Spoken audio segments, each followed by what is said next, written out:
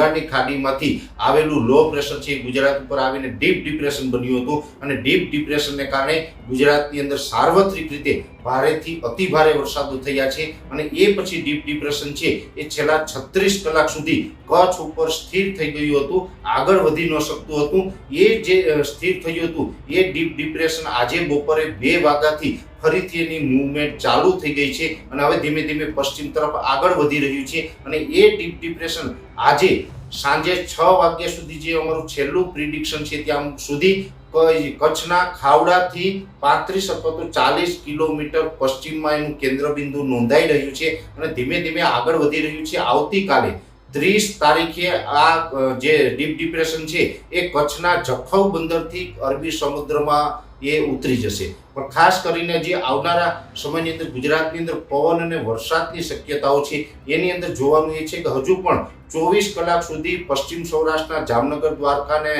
પોરબંદર અને કચ્છના પશ્ચિમ ભાગોની અંદર 24 થી 36 કલાક સુધી હળવા મધ્યમ વરસાદો જોવા મળશે। વરસાદની તીવ્રતામાં એકંદર ઘટાડો થશે પણ વરસાદો છે હજુ પણ આવનારા 24 થી 36 કલાક સુધી નોંધાશે અને પવનની સ્પીડ પણ થોડીક જોવા મળશે। પણ આ સિસ્ટમ છે એ કચ્છના જખૌ બંદરથી દરિયામાં ઉતરીને આગળ વધશે એટલે આગળ વધતા આવતીકાલે બપોર સુધીમાં આ ડીપ ડિપ્રેશન છે એ કદાચ વાવાઝોડાના રૂપમાં ફેરવાઈ શકે છે, એક પ્રકારે સાયક્લોન સ્ટ્રોમ બની શકે છે અને જો એ આવતીકાલે સાયક્લોન સ્ટ્રોમ બને, જો કે બનવાની શક્યતાઓ વધારે છે, એ સાયક્લોન સ્ટ્રોમ બનશે તો પાકિસ્તાન તરફથી એને અસના નામ આપવામાં આવશે અને આ અસના સાયક્લોન છે એ સૌથી ઓછી આયુષ્યવાળું હશે કે એ સાયક્લોન બનશે તો પણ માત્ર 6 થી લઈને 8-10 કલાકની અંદર ફરીથી પાછું વિખાઈ જશે। એટલે થોડાક ટાઈમ માટે એ સાયક્લોન બની શકે છે અને બનીને વિખાઈ જશે। જો કે એ સાયક્લોન બને, એ વાવાઝોડું કદાચ કાલે બને તો પણ ગુજરાતને કોઈ ખતરો નથી, કેમ કે કાલે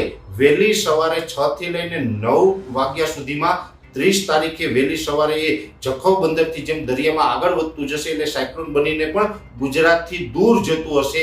એટલે ગુજરાતને બહુ ખતરો નથી। ગુજરાતને ખતરો માત્ર કેટલો છે કે પશ્ચિમ કચ્છ અને પશ્ચિમ સૌરાષ્ટ્રના ભાગોની અંદર આવનારા 24 થી 36 કલાક સુધી હજી વરસાદ જોવા મળશે।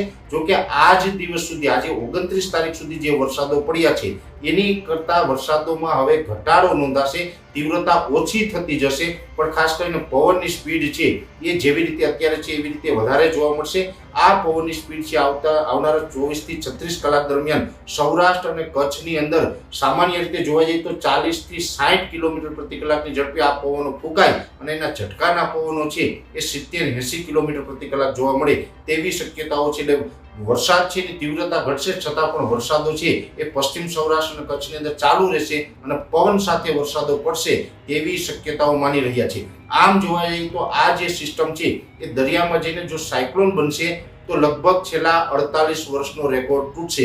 આજથી 48 વર્ષ પહેલા એક વખત એવું પણ ઇતિહાસમાં બનેલું છે કે બંગાળની ખાડીની સિસ્ટમ ગુજરાત ઉપર આવી અને ગુજરાત ઉપરથી અરબ સાગરમાં જ્યારે પ્રવેશ કરી ત્યારે એ સાયક્લોન બન્યું હતું અને એ પણ ઓગસ્ટના છેલ્લા અઠવાડિયામાં એવું થયું હતું। એ 1976માં થયું હતું। એ પછી ક્યારે બંગાળની ખાડીની સિસ્ટમ ગુજરાત ઉપર થઈ અને અરબ સાગરમાં જઈને સાયક્લોન બની નથી। એટલે આ જો સિસ્ટમ છે એ આવતીકાલે સાયક્લોન બને તો છેલ્લા 48 વર્ષનો રેકોર્ડ છે એ તૂટી શકે છે। 1976માં જે બન્યું હતું એ ફરીથી અહીં રિપીટ થઈ શકે અને એની અંદર ઘણી બધી સામ્યતા છે। 1976માં પણ ઓગસ્ટ મહિનાના છેલ્લા અઠવાડિયામાં છેલ્લા દિવસોમાં લગભગ 30-31 તારીખ આસપાસ આવું બન્યું હતું અને ફરીથી પાછી આ ઘટના છે એ બનવા જઈ રહી છે। આ સાયક્લોન ગુજરાતને અસર કરવાનું નથી। આ સાયક્લોન છે એ જેમ સાયક્લોન બન્યા પછી જેમ સમય જશે એમ પશ્ચિમ તરફ આગળ વધતું જશે, ગુજરાતથી દૂર જશે એટલે ગુજરાતને કોઈ ખતરો રહેશે નહીં। પણ ખાસ કરીને પશ્ચિમ કચ્છ